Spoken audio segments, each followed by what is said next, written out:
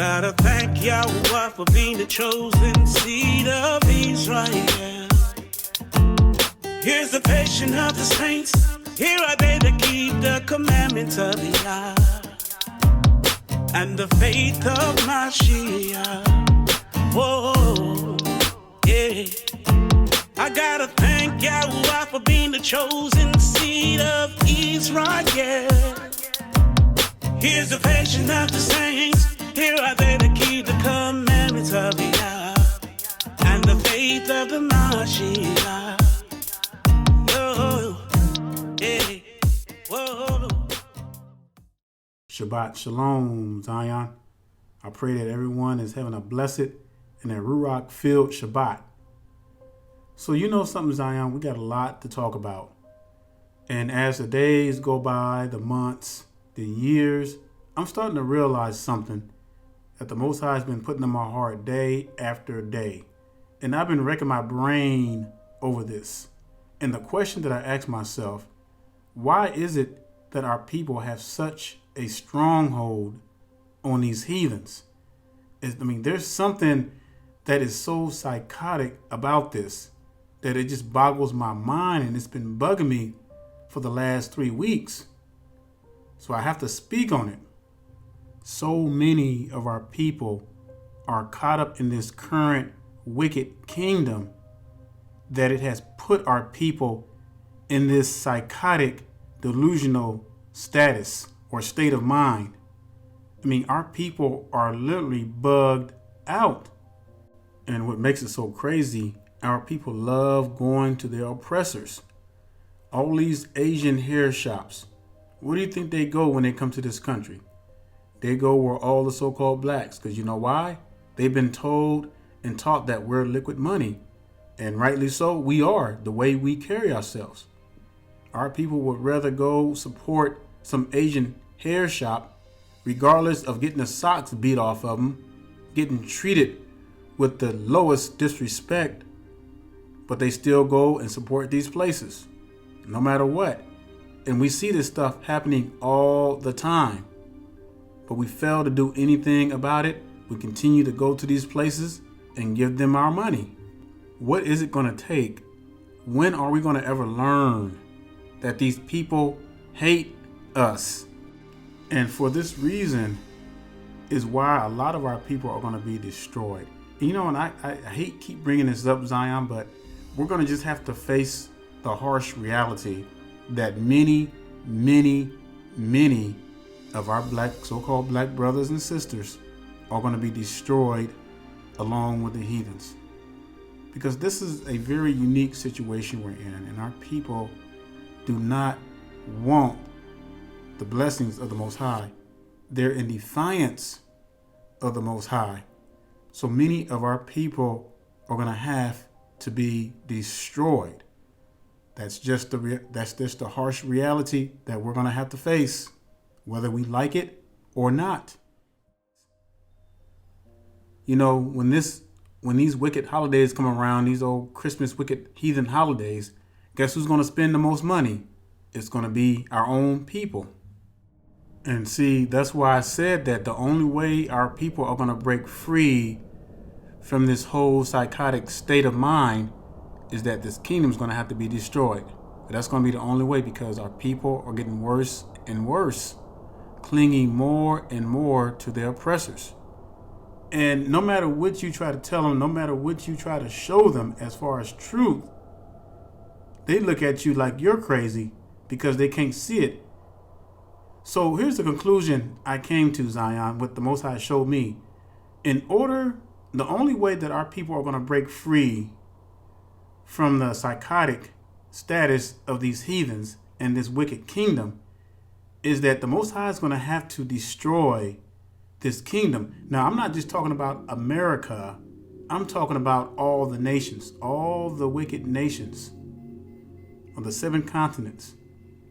I'm realizing that more and more. The Most High is going to have to destroy this kingdom first in order for our people to break free, because from what I'm seeing, it's like our people, the only way they're going to break free is this kingdom has to be destroyed, because our people aren't breaking away. As a matter of fact, it's getting worse and worse. Our people are starting to cling more and more.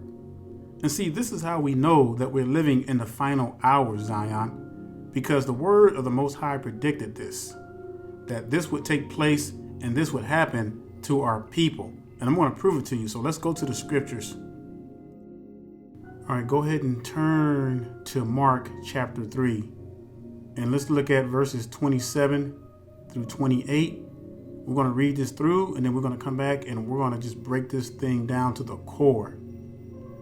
All right, it says, no man can enter into a strong man's house and spoil his goods, except he will first bind the strong man, and then he will spoil his house. I say unto you, all sins shall be forgiven unto the sons of men, and blasphemies wherewith soever they shall blaspheme. All right, so let's go back up and let's look at a few things here.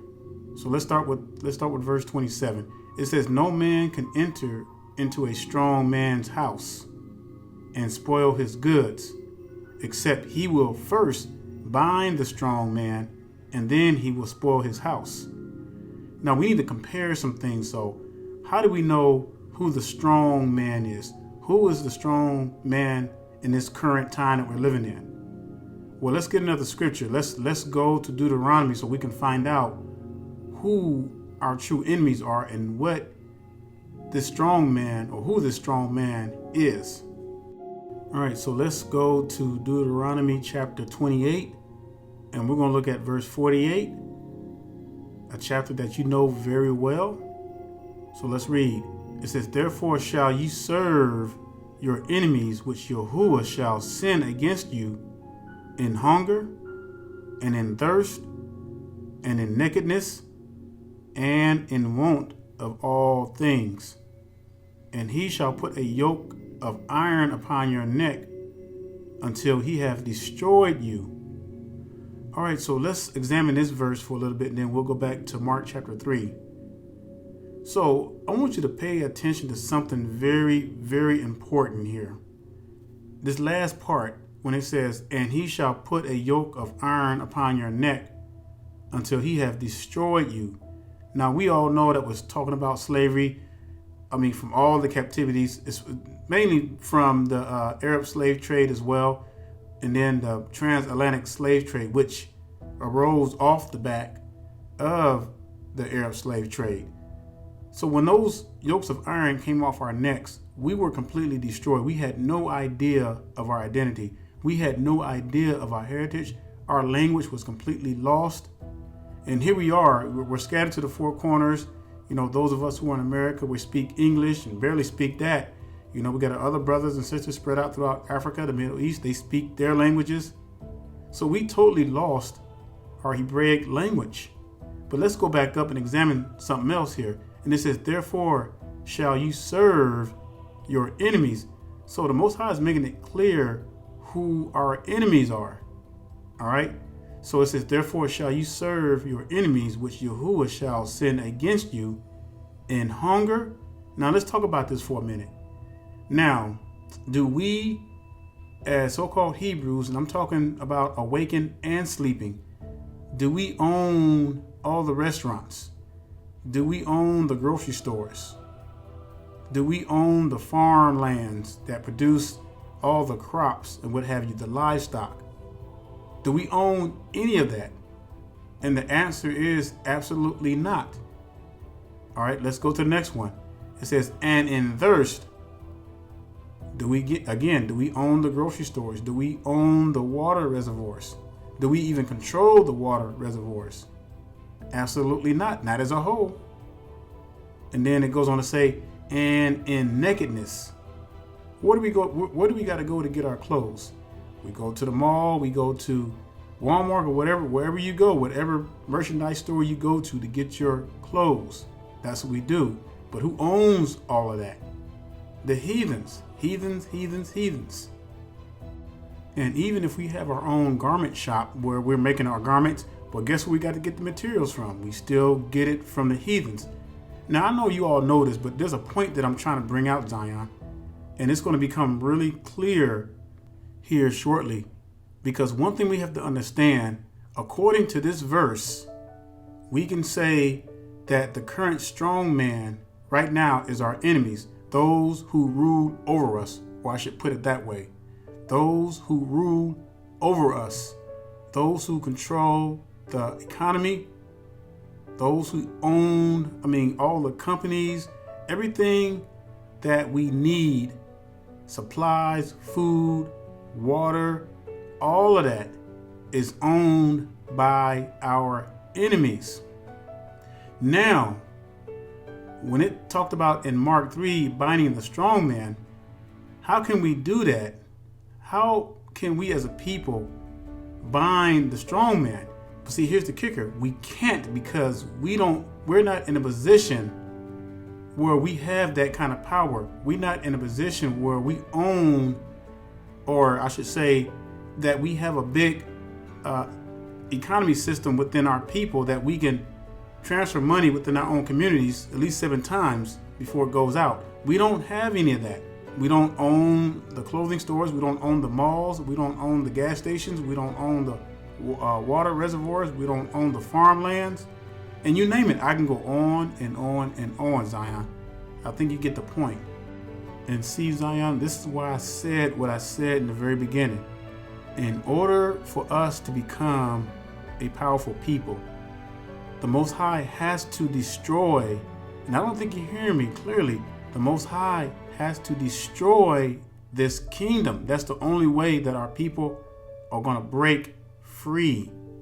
Now I'm going to show you through scriptures where the Most High plays in all this, and you're going to see, because I'm going to show you some things that's going to blow your mind, because we got to pay attention, Zion, all the things that are going on around us. And little by little, the Most High is bringing it down. He's bringing these kingdoms down. Now, it's not going to happen overnight, because the Most High operates on a completely different time frame than us. All right, so let's go back to Mark chapter 3, and let's look at verse 27 again. And it says, "No man can enter into a strong man's house and spoil his goods, except he will first bind the strong man, and then he will spoil his house." So, and I said, in this current time we're living in, the strong man are those who rule over us. In other words, our enemies. Those that we have to go to everything for, in the want of all things. But the Most High is the ultimate strong man, because the Most High is going to be the one who's going to bind up the kingdoms, and he's going to tear them down. Now, let me ask you this, Zion. Now, does the Most High have an army? Oh, you better believe it. 10,000s upon 10,000s and thousands. Does the Most High have a force to be reckoned with? Absolutely. Is the Most High all powerful and mighty? Absolutely. Does the Most High have the ability to tear these kingdoms down? You better believe it. Now, as a people, do we have all of those capabilities? No, we do not. And that's why we have to be delivered. Now, we're going to compare Egypt, because Egypt was in the same predicament. Pharaoh did not let the Most High's people go until the Most High sent those 10 plagues and broke the backs of Pharaoh and his people. Well, the Most High is getting ready to do the same for us, brothers and sisters, but in a very different and mighty way. But before we explore that, let's go back in history, because I want to show you why our people were not successful in uniting. And I want to show you why we're still not successful in uniting even to this day. It's going to become clear. You're going to see exactly what I'm talking about. Now remember, we just read, no man can enter into a strong man's house and spoil his goods, except he will first bind the strong man, and then he will spoil his house. Now let's go back and let's look at a couple of leaders, so-called leaders, who claimed that they were trying to unite our people. Now, why wasn't Martin Luther King successful? Well, for one, he did integrate, along with all the other sellouts who followed him, integrated our people with the heathens. But again, Martin Luther King tried to break into a strong man's house and bind him.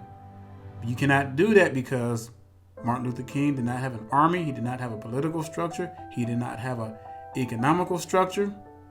So he could not do that. You see where I'm going with this, Zion? Now, the thing I'm trying to get you to see here is that no matter what we try to do as a people, no matter what resources we use to try to unite our people, you cannot do that unless you bind the strong man first. We just read, no man can enter into a strong man's house and spoil his good, except he will first bind the strong man, and then he will spoil his house. So Martin Luther King did not have that ability to bind the strong man. Neither did his followers. So I hope this is becoming clear to you. So what I'm trying to say, Zion, this is not our kingdom. And two kingdoms cannot coexist. One kingdom is going to have to be destroyed. You cannot have two kingdoms dwelling in the same realm. It's impossible. And that's why Hamashiach said that my kingdom is not of this world. But when this kingdom does come, I guaranteed you 1,000% that this kingdom will not be standing, Zion. That is a fact. So here comes Martin Luther King and his followers integrating our people in with the heathens, trying to build a kingdom of peace, I guess. Didn't work because there's a kingdom already established, a wicked heathen kingdom. You got to first bind the strong man. So let's look at another leader who tried to help our people unite. Same thing. Could not bind the strong man. All right, so let's examine Malcolm X, whom I had much respect for and still much respect for to this very day. Now, Malcolm X had all the right intent. All right. Own your own, have your own, create your own jobs for our own people. That was his marketing. But our people went with Martin Luther King, integrated with the heathens, and now we pretty much lost everything. But again, even with Malcolm X having all the right intent, we still would have to bind the strong man. Now, in order to tear down a nation, what's the first thing you have to do, Zion? You have to destroy their army. So when you look at all the kings of the world throughout history, how did that king end up conquering another nation or another kingdom? Well, they had to destroy their army. And once that army was destroyed, that losing kingdom would succumb to the gaining kingdom, or that kingdom who destroyed them or destroyed their army. They would surrender to the more dominant kingdom. And that's how you did it. And it falls in line with Mark 3:27. No man can enter into a strong man's house and spoil his goods, except he will first bind the strong man, and then he will spoil his house. And you see, Malcolm X did not have the backing. Malcolm X did not have a military force. Malcolm X did not have an economical force. Malcolm X did not have a political force. See, I'm keep repeating this because I want you to get the big picture here. Because I want this to be clear as day, and why our people were not successful then and why we're not successful now in gaining to the top. Because somehow, brothers and sisters, this nation is going to have to fall. It's the only way. We cannot rise up right now as a people. We can't. We cannot rise up as a people and rule this world until this kingdom falls. It's going to have to. That's the only way. Because the powers that be owns all the resources. So when Malcolm X rose up, these heathens, it wasn't really nothing for them, because they were like, well, hell, he don't own anything. He doesn't have a military force, so he can't do anything. So it all failed, Zion, because Malcolm X could not bind the strong man. He could not break into the house.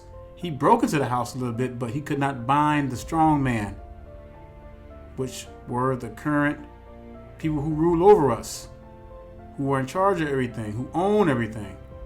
That's what you got to bind first. You got to bind that up, and only the Most High can do that, and that's what's getting ready to happen. I mean, same thing with Marcus Garvey, and he had like close to a little bit over 1 million followers until they deported him out the country.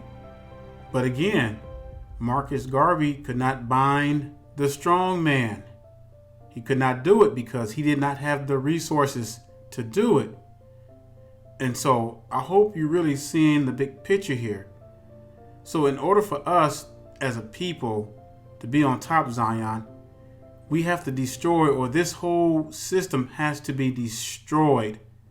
Because you can't just come in through the back door. You can't just slip in through the cracks and thinking that we're going to rule and we're going to take over everything.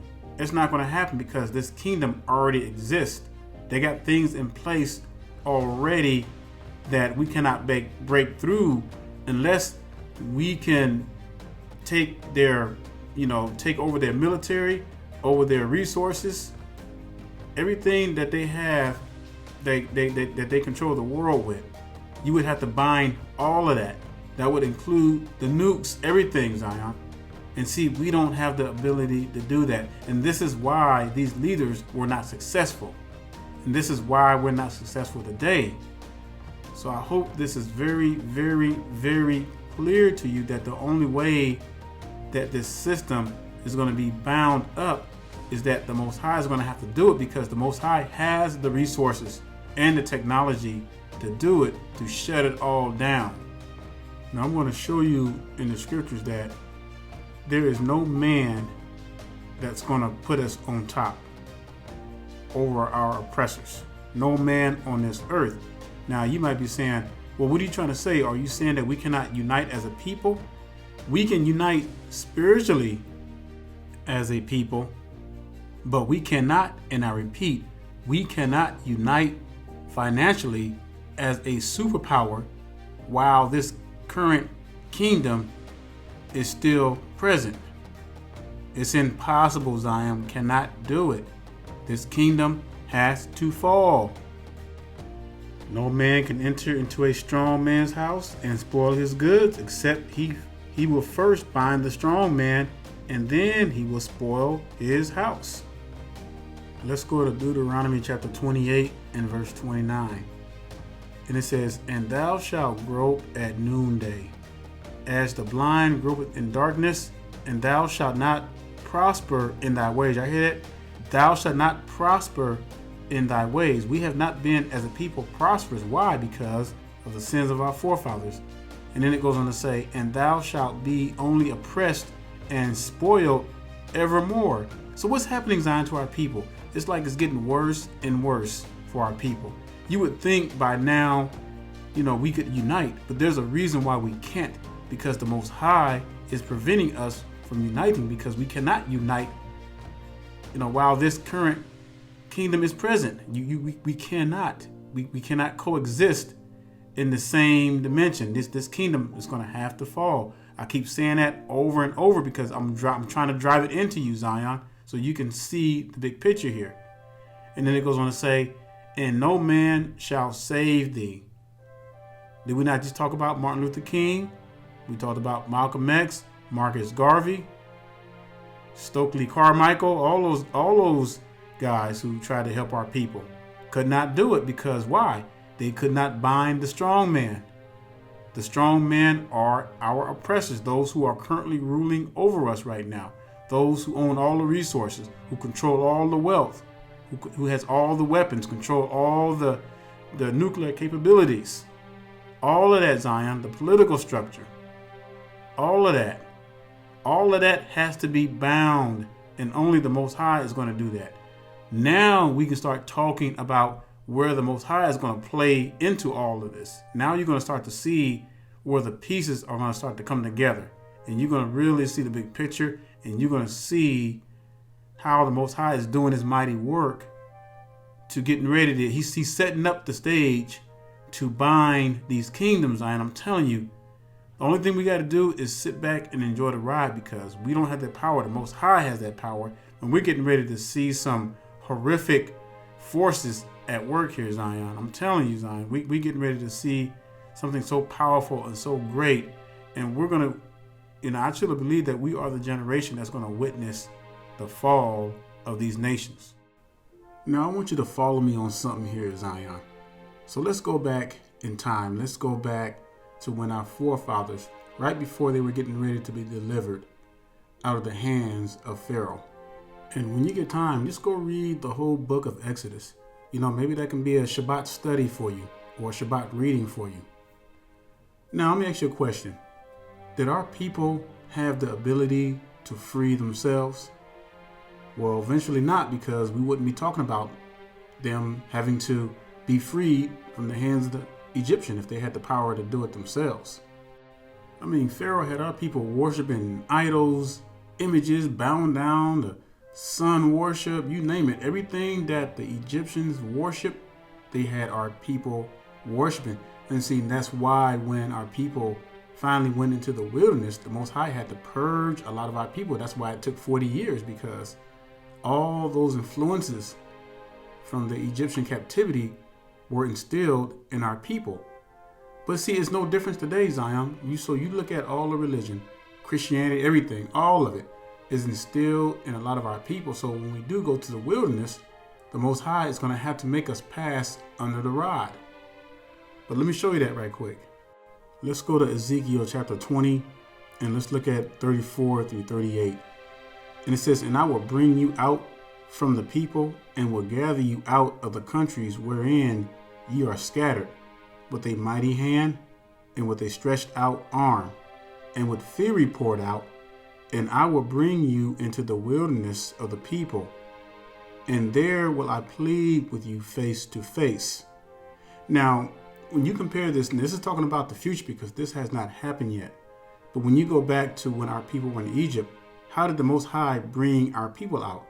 With fury, with wrath poured out, and with a stretched out hand. That's how the Most High delivered us. He sent those 10 plagues under Pharaoh.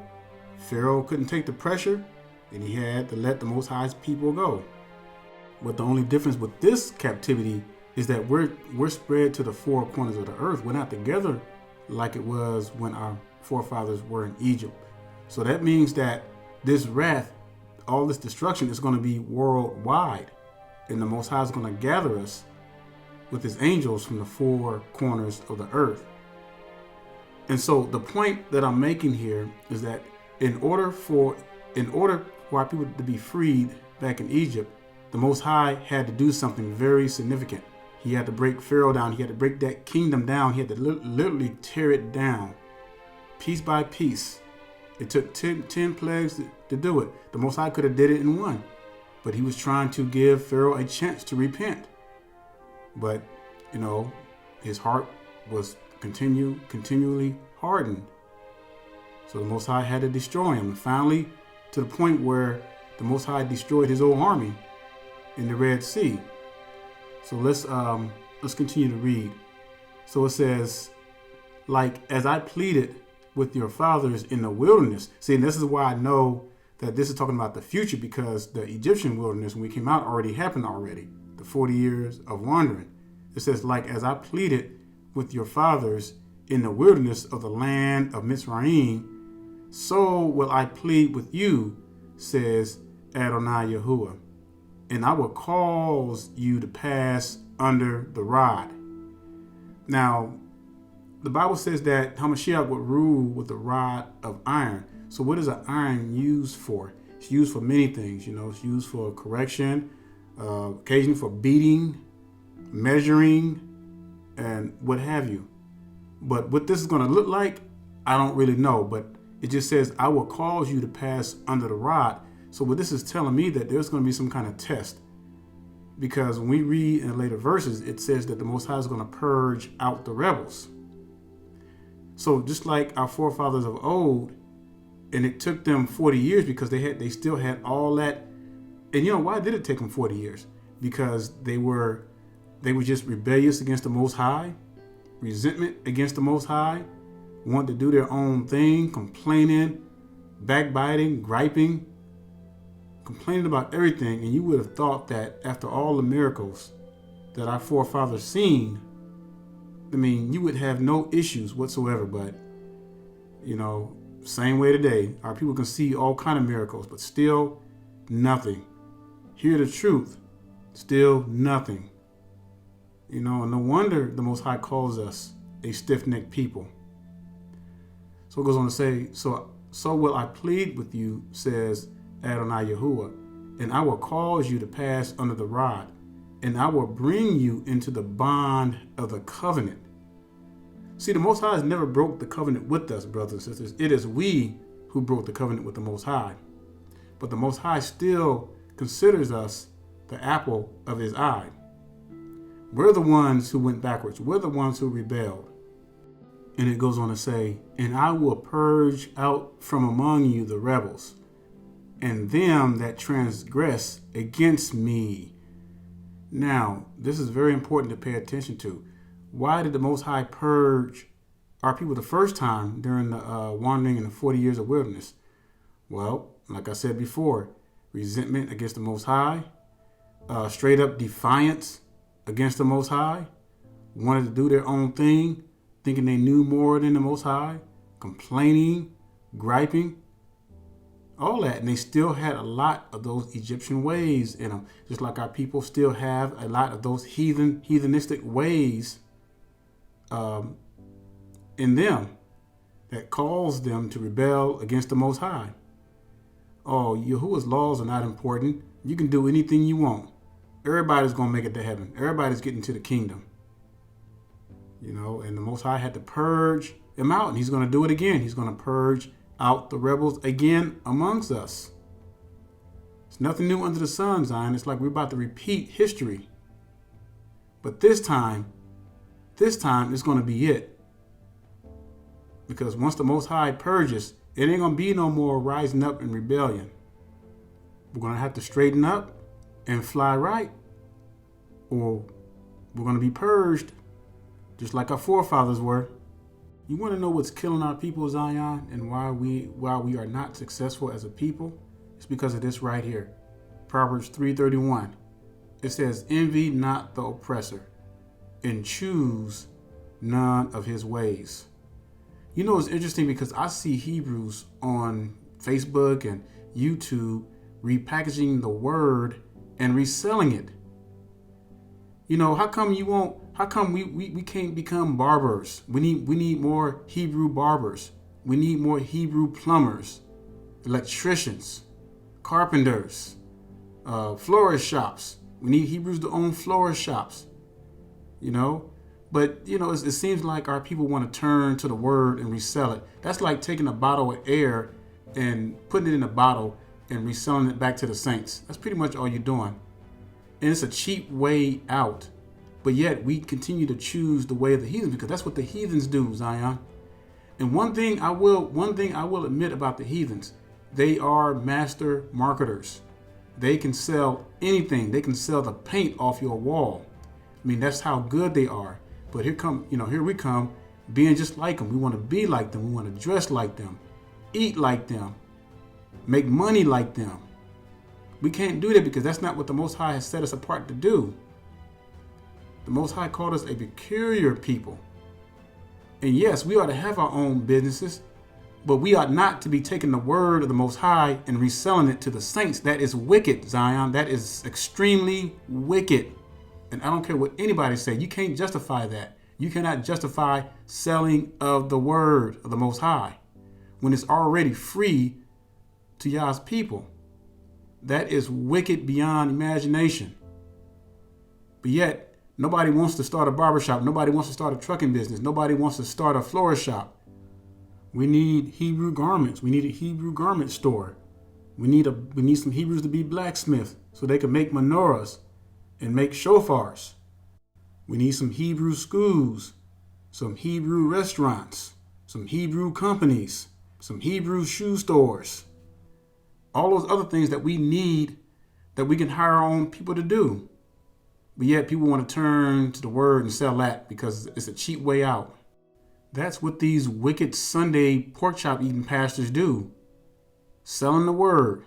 And here come our Hebrew brothers and sisters doing the same thing with some of their channels. You know, wanting to be like our oppressors. Envy not the oppressor, and choose none of his ways. It says none. It didn't say some. It didn't say pick what you want to choose. It says choose none of his ways. Nothing's changed, Zion. And, you know, y'all think we leaving here getting out of this place in this condition that we're in. And some of y'all are going to get tired of waiting and waiting on the Most High. But saints, I'm telling you, y'all better get ready, because the Most High's patience is going to test his people. I already see the writing on the wall. And people are going to get offended, get upset. But you know what? I can care less. Because you need to know the truth. Our people want to be like the heathens so bad, and wonder why we can't get ahead. How come we can't get from under this curse? We've pretty much gotten to a point of no return, Zion. And like I said before, and many times over and over, the only way that we're going to ever become a people is that this kingdom is going to have to be destroyed. That's the only way. And I truly believe the Most High made it that way because he wanted to ensure that it wasn't going to be a man that's going to do all of this. But let's prove it once again. All right, let's go to Daniel chapter 2, because I want to show you how the Most High is going to set up his kingdom and what's going to happen when the Most High sets up his kingdom. So Daniel chapter 2, let's start with verse 38.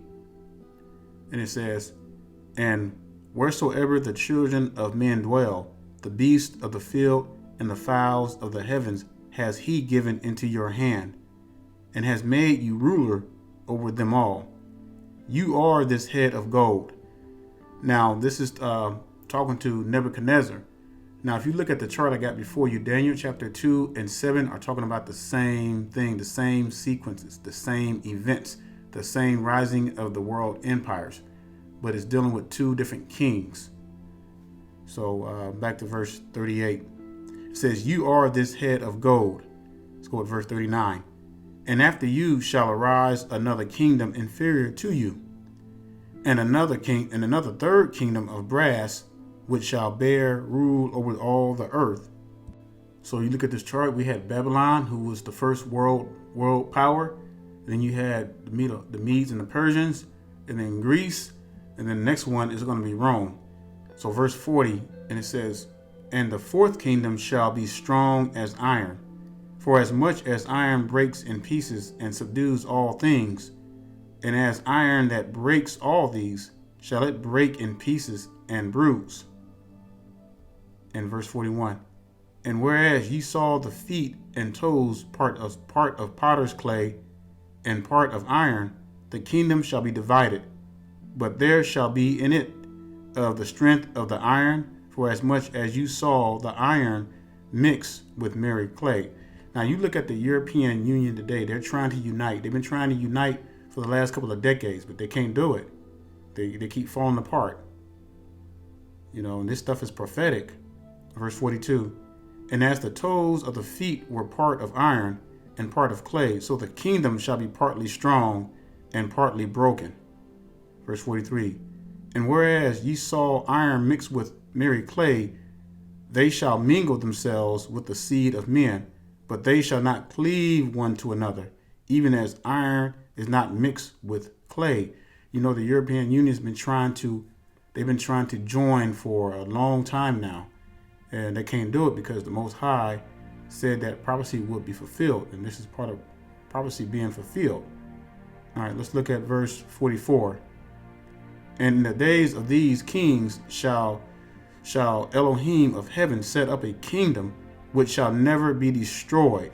Get this, because we're getting ready to see the setting up of the kingdom of the Most High. And it goes on to say, "And the kingdom shall not be left to other people, but it shall break in pieces and consume all these kingdoms, and it shall stand forever." Now I want you to get something. So you see Babylon here, Medo Persia, Greece, Rome, and then the part of iron and part of clay. And then you look at Daniel chapter 7, the four world empire, same thing, Babylon, Medes and the Persian, Greece, and Rome.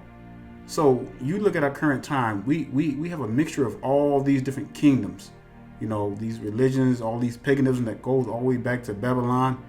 All that stuff is mixed in with all these different nations. That's all it is. It's just a mixture. That's why they call it Babylon, because Babylon means confusion. So it's a mixture of all these different nations from the past. And the Most High is going to break all of that down in pieces. And that's why when I was quoting Mark 3:27, who can break into a strong man's house unless someone binds that strong man? And the Most High is going to be that ultimate strong man. He's going to break it all down, brothers and sisters. So let's look at verse 45. And it says, "For as much as you saw that the stone was cut out of the mountain without hands, and that it broke in pieces the iron, the brass, the clay, the silver, and the gold, the great Elohim has made known to the king what shall come to pass hereafter. And the dream is certain, and the interpretation thereof is sure." So the Most High gave this dream to Daniel to give to the king. And that stone that was cut out without hands, that is the kingdom of the Most High. And that's what I'm talking about. When the Most High sets that kingdom up, it's going to tear all these kingdoms down. And that's why I was saying in the beginning, Zion, that we don't have the power to do that. And that's why a lot of our people, like Malcolm X and many more, failed because, one, they didn't have the power. They didn't have the resources. They didn't have the power to bind the strong man. So they could not do it, even though they had great suggestions that we could have followed by. And, to a certain extent, we could have been powerful. But as far as being a superpower as a people, being the people of the Most High of this world, this kingdom got to fall first. There's no other way it's going to happen. And everything is lining up just like the Most High said it would. And, the Most High is going to come on his time, not our times, not when we want him to, but he's going to come right on time, on his time. Now let's go back to Mark chapter 3, verse 27. It says, "No man can enter into a strong man's house and spoil his goods, except he will first bind the strong man, and then he will spoil his house." And so, this is very proof right here. The Most High said it throughout his scriptures that he is going to be the one who's going to deliver his people. First of all, we got to realize that it was the Most High who scattered his people. It was the Most High who put his people into bondage because of the sins of our forefathers. Let me tell you something, Zion. You really think the other nations are that powerful just to grab us and just to put us in bondage? When the Most High was blessing David, and that was the height of our kingdom, because David obeyed the Most High. David kept the laws of the Most High. David feared the Most High. And so the Most High blessed our people. We were a force to be reckoned with. No army can come against us because the Most High would destroy them. So there is no way that any nation could have just came and got us and put us in slavery. No, the Most High did that. He did that because to make us jealous, because of our stiff neck, because of our blasphemies against him, because of our idol worship. And so now we have a chance to set this thing right, Zion, to come back to the Most High so he can set up his kingdom and so he can reign forever. Because this is it. This is the last captivity. There's not going to be any more captivities after this. And so, we got to get ourselves right, Zion. Get in our minds that the Most High is going to do this, not us. We're not going to go out and build our own kingdom. We don't have the power to do that. We can't do it. You got some Cephas repeaters. You got some Hebrews out there that think that they're going to go out there and chop off heads and what have you and snatch the kingdom from our enemies. You're not going to do that on your own power. I guarantee you that. It's going to take a divine power. And the Most High has proven that he is going to be that stone that's cut out without hands, that's going to strike down all the kingdoms. All we got to do is just sit back and enjoy the ride and stay out of the Most High's way. So with that being said, Zion, I pray that you are edified. Shabbat Shalom and stay strong. I'm here to encourage you, brothers and sisters, trying to paint to you a better picture. Everything I say, I back it up with the scriptures to get you out the matrix. It's been over 400 years of lies. You gotta open up your eyes, 'cause 'Cause there's so many reasons we in captivity. You gotta flee from the heathens. There is hope in our future, even though they trying to do us in. But we live to fight another day. Vengeance is to Yah. We'll be praying for Yahuwah. Gotta thank Yahuwah for being the chosen seed of Israel. Here's the patience of the saints. Whoa. Here are they that keep the commandments of the Yah. Commandments of the Yah. And the faith of Mashiach. Oh, oh, oh, yeah, yeah. I gotta thank Yahuwah for being the chosen seed of Israel. Here's the patience of the saints. Here are they that keep the commandments of the Yah. And the faith of the Mashiach. Oh, oh, hey, hey, whoa, whoa. Do, do, da, da, da. Do, we, do, we, do, we, do, da, da. Do, we, do, do, do, do, do, do, do, do, da, da. Do, do, do, da, da, do. Be, do, da, da, do, do, do, da, da, da, da. Do, we, do, we, do, do, do, do, do, do, do, do, da, da, da, da, da. Do, do, do, do, do, do, do, do, do.